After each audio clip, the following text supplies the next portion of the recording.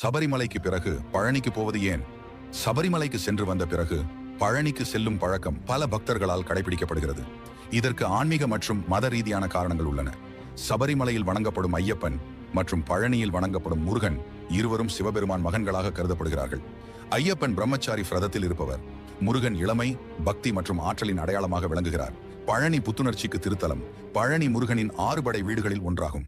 சபரிமலையில் கடினமான விரதம் மற்றும் யாத்திரையை முடித்த பிறகு பழனிக்கு செல்வது ஆன்மீக புத்துணர்ச்சியை பெற வழிவகுக்கும்.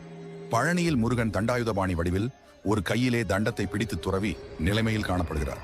சபரிமலையில் எடுத்துக்கொண்ட விரதத்தை நிறைவேற்றிய பிறகு பழனிக்கு சென்று தங்கள் அகந்தையை விட்டுவிட்டு முருகனின் அருளை பெறுவதும் முக்கியம். சபரிமலை மற்றும் பழனிக்கு செல்வதன் மூலம் பக்தர்களின் ஆன்மீக பயணம் நிறைவு பெறுகிறது என்று பலர் நம்புகிறார்கள். இது தர்மம், கட்டுப்பாடு மற்றும் தெய்வீக பாசம், ஆற்றல் ஆகியவற்றை ஒருங்கிணைக்கிறது.